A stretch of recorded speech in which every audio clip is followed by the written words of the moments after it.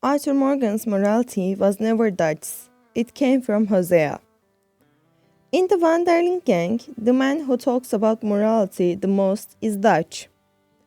But the man who actually lives by it was never him. Dutch speaks about morality, Hosea lives it.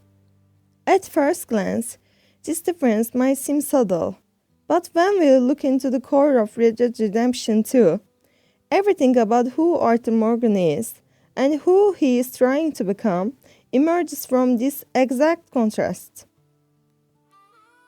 Dutch explains morality, Hosea embodies it. Dutch talks. He talks a lot, he chooses big words. Freedom, destiny, fate, the idea of us. He turns morality into an ideology, something to rally people around, something that demands belief and applause. Thus, morality needs a stage, it needs an audience. Hosea, on the other hand, does not speak much, at least never like Dutch does. Hosea's morality is not built through speeches, but through behavior. It reveals itself in the moments where he stops a plan, hesitates before drawing a gun, or chooses words over violence. That's why Hosea's morality never shuts. It's modest, quiet, and precisely because of that, it reaches Arthur. Arthur's journal.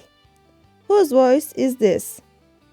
Arthur Morgan's journal is the strongest evidence in this discussion, because it is written for no one else. Not for Dutch, not for the gang, not to defend an ideology. Arthur writes to confront himself, and in those pages, we never hear Dutch's voice. There are no grand statements, no "we were right," no ideological justifications. Arthur's sentences are short, tired, observant. He does not excuse himself. He does not glorify their cause. He does not even fully defend his actions. This tone could never belong to Dutch. Dutch is always justifying himself. Arthur is questioning himself. And that tone belongs to Hosea. Because Hosea never told Arthur what to believe. He showed him how a person could live.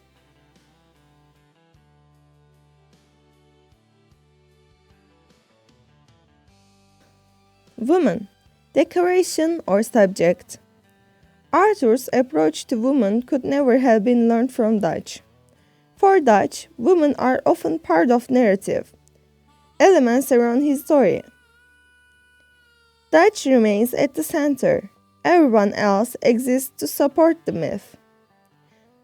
Molly O'Shea is the clearest example. Dutch claims to love her, yet Molly is never truly hurt. When she speaks, she becomes a problem. When she stays quiet, she is tolerated.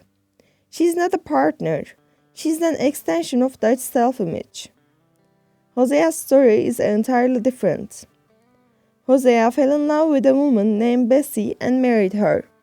At one point, he even left the gang to be with her.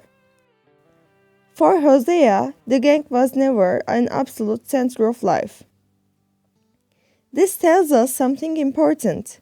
Hosea does not add women to his life.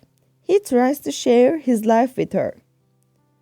The same attitude appears in how he treats Susan Grimshaw, Mary Beth, Tilly, and Abigail. Hosea never diminishes them, never pushes them aside, never treats them as tools for the plan. They are not narrative props, they are people. Arthur's relationship with Mary follows the same logic. He does not trap her, he does not play the savior, he respects her choice to walk away. That respect does not come from Dutch, it comes from Hosea.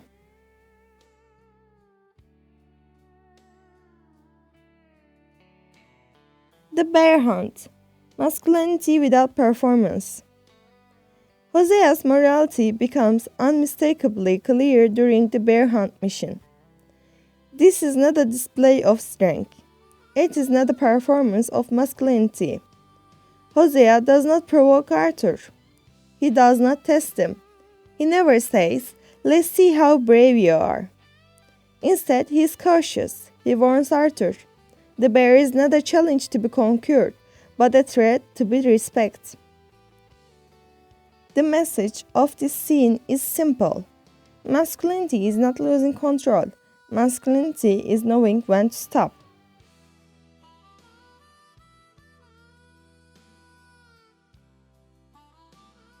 The Braithwaite conflict, seeing disaster before it happens. During the conflict with the Braithwaite family, Hosea's perspective stands apart. He is not surprised, he is not intoxicated by revenge, he does not celebrate escalation. This was always going to happen. That line captures how Hosea sees the world. He does not treat conflict as spectacle. To him, violence is not a climax, it's a failure.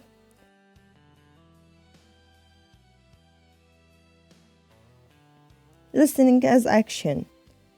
In Arthur's private conversations with Hosea, the contrast becomes even clearer. Hosea does not lecture. He does not instruct. He does not impose conclusions. He listens. In a world like RDR2, a man who listens is already making a statement. That silence gives Arthur space to think. Morality is not taught, it is discovered. The Pinkertons, retreat or responsibility. As the Pinkertons close in, Hosea's solution is clear. Disperse, disappear, survive. Dutch sees this as cowardice. Hosea sees it as responsibility. For Hosea, leadership is not about glorifying death. It is about keeping people alive.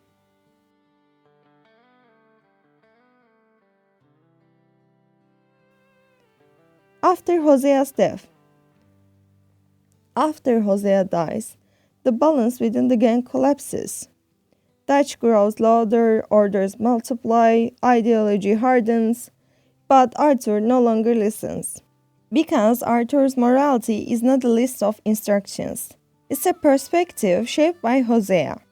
And even without Hosea present, Arthur can still tell right from wrong. The quiet message of RDR2. Red Dead Redemption 2 never shouts its message. True morality does not need slogans. True morality does not seek applause. True morality remains the same when no one is watching. Hosea lived that truth. Arthur learned it too late. Closing. Arthur Morgan did not learn how to be good from Dutch. Dutch gave him a story, a myth, a cause. But Hosea showed him how to live, quietly, without spectacle, without shouting, and that is what remains in Arthur's journal. Thank you for watching.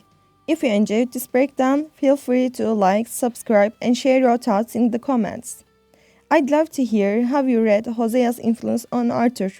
See you next time.